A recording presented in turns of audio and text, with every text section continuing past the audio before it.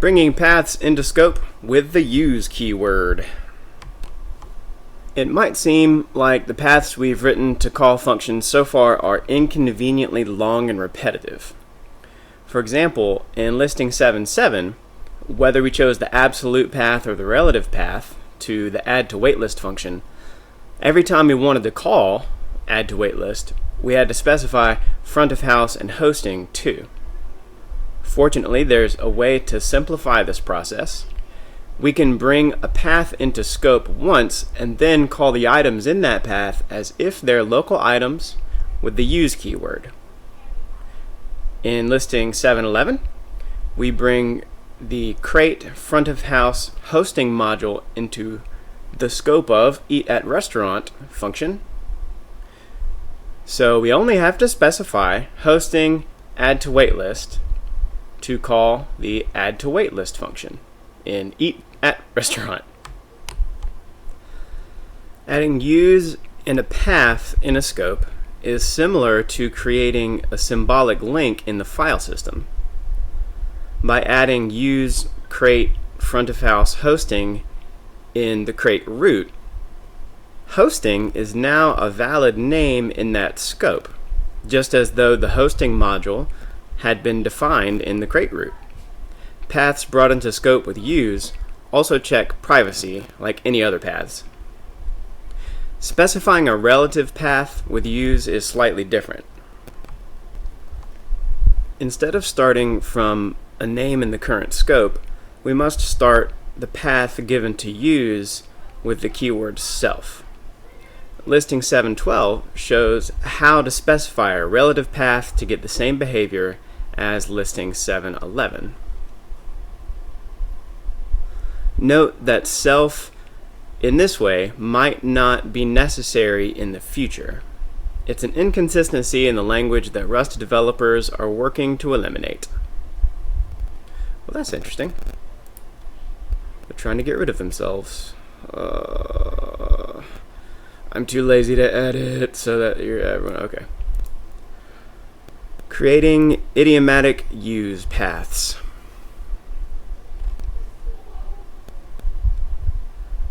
Unidiomatic.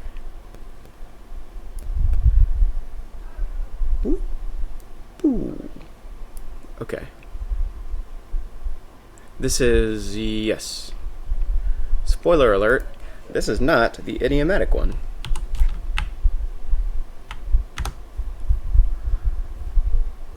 In listing 7.11, you might have wondered why we specified use crate front of house hosting and then called hosting add to waitlist in eat at restaurant rather than specifying the use path all the way out to the add to waitlist function to achieve the same result as in listing 7.13.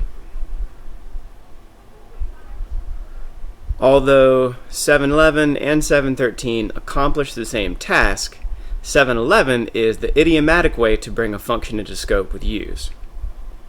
Bringing the function's parent module into scope with use, so we have to specify the parent module when calling the function, makes it clear that the function isn't locally defined while still minimizing repetition of the full path.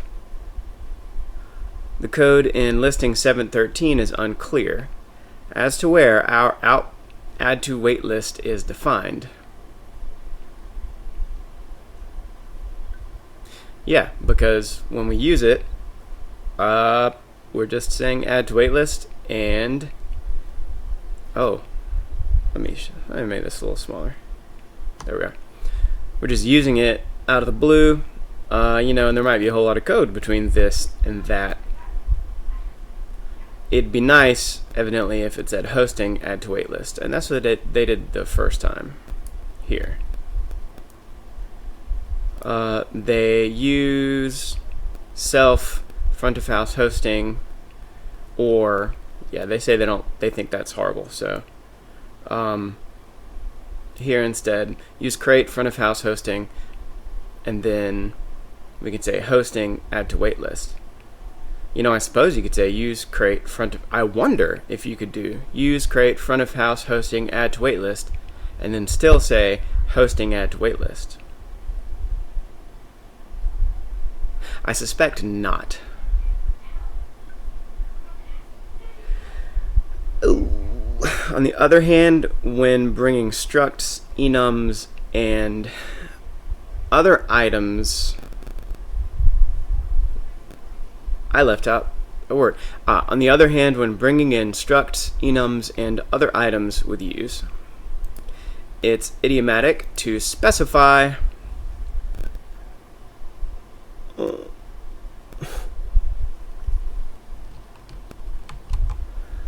the full path.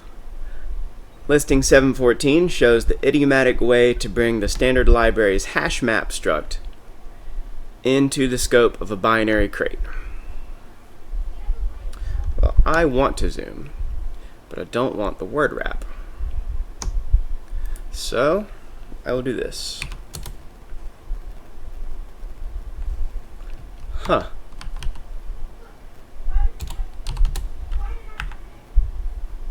I mean, I guess they don't care about what is it didn't want. Whatever, it's fine. Where was I? Right, so idiomatic for items. Now they did say structs, enums, and other items. They didn't say, and before they said functions. So specifying a use path all the way to a function, and so they're contrasting functions with items. Right, so here we have we're using standard library collections hash map, and then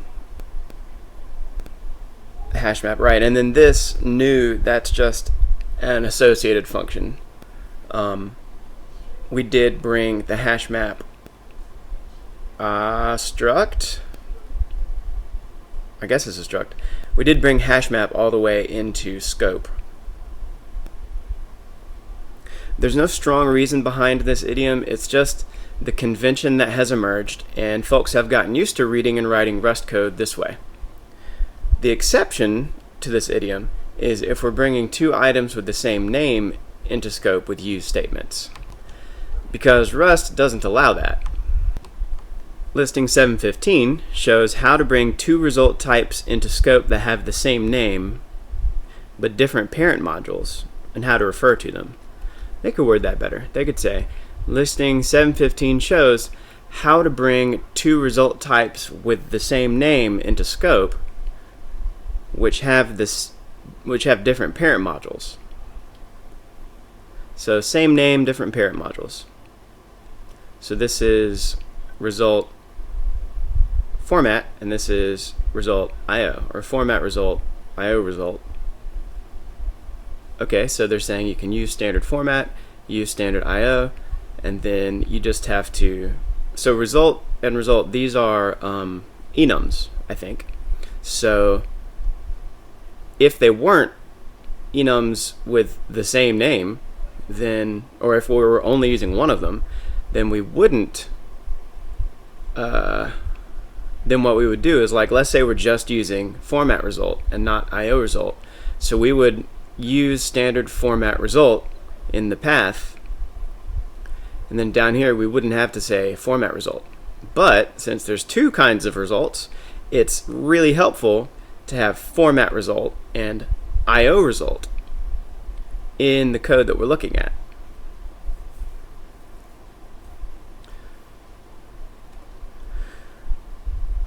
As you can see, using the parent modules distinguishes the two result types. If instead we specified use standard format result and use standard IO result, we'd have two result types in the same scope, and Rust wouldn't know which one we meant when we used result. Try it and see what compiler error you get. Oh baby, no, because I would get, this is a, I had to put in this allow red squiggles attribute, and down at the bottom allow one secret curly brace. here, so just so this wouldn't be covered in but actually there used to be red squiggles here, but oh yeah, I'm using Kate. This is the Kate text editor. I like it, but it does have some issues. But I'm working on it. If anybody watching this video really loves Kate and you think you probably if you're the Kate boss, I would love to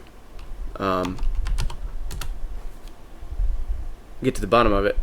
Alright, so so the issues that I'm having is, for one thing, I do have access to hello there.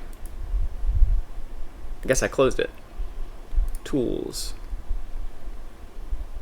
Focus terminal? That's not going to do it, is it? That's what I was just doing. Focus terminal. Where's my terminal? That believe it or not, that wasn't one of the issues that I was going to.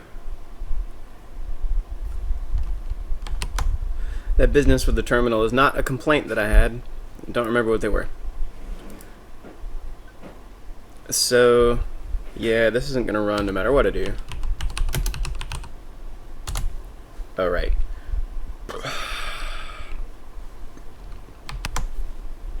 Cargo test. Right, I've got,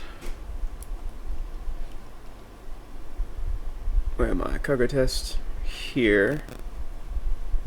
Yeah, so I've got my allow red squiggles, and then it didn't even get past that. I think I did that just because it was showing me too many errors. Maybe not Kate, but something else was. Anyway, the reason I'm using Kate is, well, for one thing, I just like to I like doing stuff the hard way, and I'm hoping to get my video quality a little better. So right now I can't get back to show you what I did, but there was a I was able to increase the quality, but then I didn't really test it, so we'll see. I am recording, okay. Providing new names with the as keyword. There's another solution to the problem of bringing two types of the same name into the same scope with use. After the path, we can specify as and a new local name or alias for one of the types. So listing 716 shows another way to write the code in listing 715 by renaming one of the two result types using as. In the second use statement, we choose the new name IO result for the standard IO result type, so that won't conflict with the result type from standard format result. We brought them into scope, and then we told this one, we're going to call you Steve2. So this option and the other option are considered idiomatic, so do what you like. Re-exporting names with pub use. I don't think I got this far in my planning. Yeah, so I'm going to have to end here and pick up the next one.